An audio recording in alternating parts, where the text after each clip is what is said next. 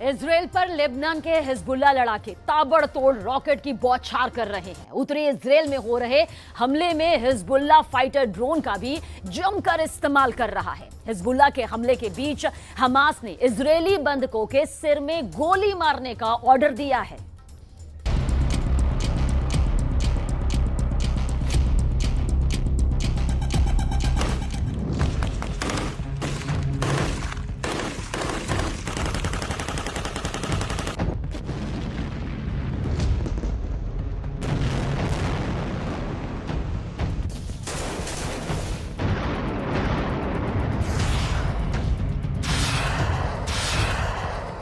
Israel का Hamas से युद्ध चल रहा है।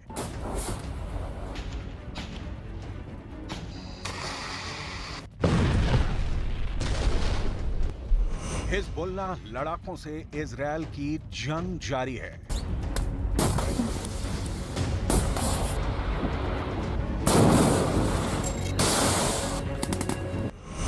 अब क्या अगला नंबर जॉर्डन से आर पार की लड़ाई का है?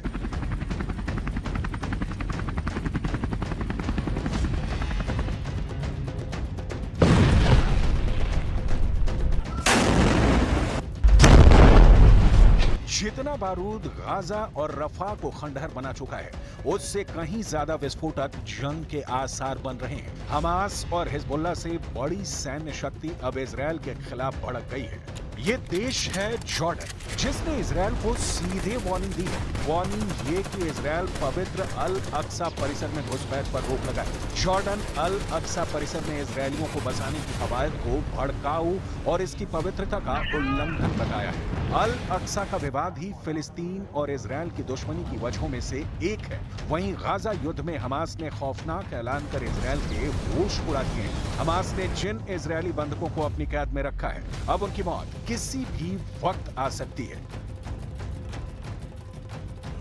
हमास ने इजरायली बंधकों के सिर पर बांधी बारूदी बेल्ट। आईडीएफ फोर्स आगे बढ़ी तो सिनवार दबाएगा ट्रिगर। नेतन्याहू के जंगी जेट बनेंगे उड़ता ताबूत। हिजबुल्लाह हमास का ज्वाइंट अटैक अब शुरू।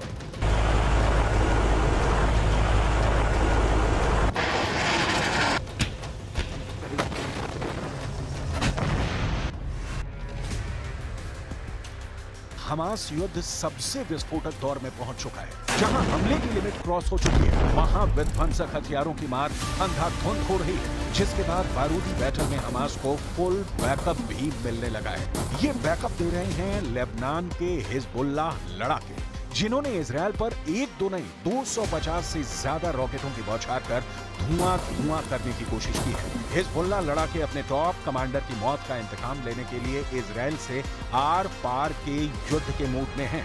इजराइल भी युद्ध में जंगी जेट के साथ उतर आया है। हिजबुल्लाह पर पलटवार के लिए इजराइल ने 8 जंगी जेट का आसमानी बेड़ा उड़ाया है। यानी एक तरफ इजराइल है तो दूसरे खेमे में हमास और हिजबुल्लाह डबल अटैक शुरू कर चुके हैं, जिससे इजराइल को एक वक्त में 2 फ्रंट पर जोर लगाना पड़ रहा है। साथ ही इजराइल को रफा और गाजा फ्रंट पर भी जोरदार टक्कर मिल रही है, क्योंकि लेबनान के हिजबुल्लाह लड़ाकों के पास 10 लाख रॉकेट और मिसाइलों का बारूदी गोदाम है। ईरान के कुद्स फोर्स ने एक रिपोर्ट में दावा किया है कि लेबनान ने हिजबुल्लाह फाइटर्स के गोदाम में 10 लाख से ज्यादा गाइडेड मिसाइल, कत्यूशा रॉकेट और एंटी टैंक मिसाइलों का भंडार है। कुद्स फोर्स की रिपोर्ट में यह भी दावा किया गया है कि लेबनान फ्रंट से इजराइल पर हमले शुरू हुए तो पूरा देश गवाह हो सकता है, क्योंकि हिजबुल्लाह फाइटर इजराइल की पावर सप्लाई को मिसाइल धमाके से ध्वस्त करने का मंसूबा बनाकर बैठा है। हिजबुल्लाह लड़ाकों को इजराइल हल्के में नहीं ले सकता, क्योंकि ये लड़ाकों की कोई छोटी मोटी फौज पर नहीं। लेबनान में हिजबुल्लाह की जड़ें बहुत गहरी हैं। लेबनान में हिजबुल्लाह के पास 20,000 ट्रेंड लड़ाके हैं, जिनके पास दुनिया के सभी आधुनिक हथियार हैं। हिजबुल्लाह गुट में करीब 30,000 लड़ाके रिजर्व में भी रहते हैं, जिन्हें जंग के वक्त जरूरत पड़ने पर कभी भी मोर्चे पर बुलाया जाता है। Whether through diplomatic efforts or otherwise, Israel will restore security on our northern border. Israel will respond with force to all aggressions by Hezbollah. Lebanon and Hezbollah, under the guidance of Iran, bear full responsibility to the deterioration of the security situation in the north.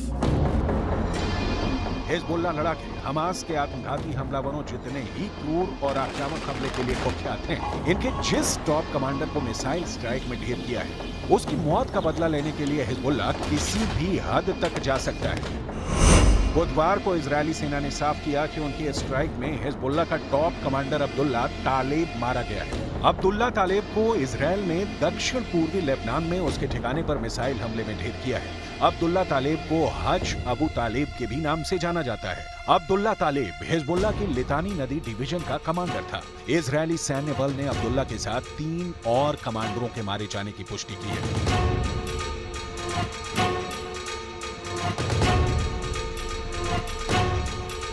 Israel से मिले झटके ने Hezbollah लड़ाकों को भड़का दिया, जिससे Israel में बड़े हमले का अलर्ट है। वहीं हमास की तरफ से लड़ाकों को सीधा ऑर्डर दे दिया गया है कि अब इजरायल की फोर्स को देखते ही बंधकों को सिर में गोली मार दी जाए। न्यूयॉर्क टाइम्स की रिपोर्ट में यह दावा किया गया है कि नुसीरत कैंप में इजरायल बंधकों को छुड़ाने के लिए चलाए गए ऑपरेशन के बाद हमास ने अपने लड़ाकों को आदेश दे दिया है कि आईडीएफ के ऑपरेशन की जद में आने पर बंधकों के सिर में गोली मारकर मौत के घाट उतार देना है। इसकी वजह ये बताई गई है कि इजरायल ने 8 जून को हमास की कैद से अपने 4 नागरिकों को रेस्क्यू कर लिया था। इजरायल के ऑपरेशन में 270 से ज्यादा की मौत हुई थी। हमास ने दावा किया था कि हमले में 3 बंधकों की भी मौत हुई थी। रिपोर्ट के मुताबिक अमेरिका और इजरायल के इंटेलिजेंस और मिलिट्री की टीम लगातार ड्रोन, सैटेलाइट और दूसरे तरीकों से गाजा के बंधकों को ट्रैक करने की कोशिश कर रही है। इजरायल अब तक अपने 7 बंधकों को रेस्क्यू करने में कामयाब रहा है। दूसरी तरफ हमास ने अब बंधकों को ऐसी जगहों पर शिफ्ट कर दिया है जहां उन्हें ढूंढ पाना लगभग मुश्किल होगा, क्योंकि बंधकों की लोकेशन लगातार बदली जा रही है, जिससे इजरायली सैनिक उन तक पहुंच ना सके। हालांकि इजरायली फोर्स अटैक मोड में है। रफा और गाजा के चप्पे चप्पे को खंगाल रहे आईडीएफ सोल्जर हमास लड़ाकों का सफाया करते हुए बंधकों की रिहाई का ऑपरेशन चला रहे हैं, क्योंकि यूएनएससी में इजरायल पर जल्द से जल्द युद्ध खत्म करने का दबाव बढ़ता जा रहा है। उधर 8 महीने से चल रही जंग में हमास के भी हौसले पस्त होते जा रहे हैं।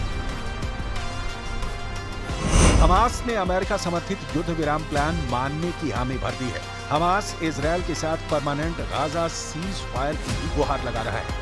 यूएनएससी में इजरायल हमास जंग रोकने का प्रस्ताव 10 जून को ही पास हो गया था।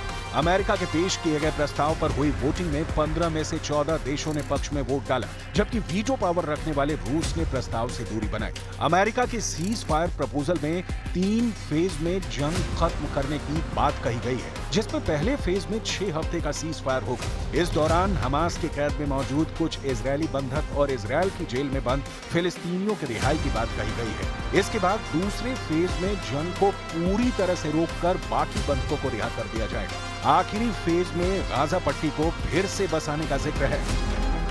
प्रेसिडेंट बाइडेन दावा कर चुके हैं कि इजरायल इस प्रस्ताव को स्वीकार करने को तैयार है, लेकिन नेतन्याहू युद्ध खत्म करने के मूड में कतई नहीं दिख रहे, क्योंकि उन्होंने अमेरिकी सीज फायर प्रस्ताव के केवल कुछ हिस्से पर सहमति जताई है। नेतन्याहू ने ऐलान कर रखा है कि हमास के खात्मे तक ये युद्ध रुकने वाला नहीं।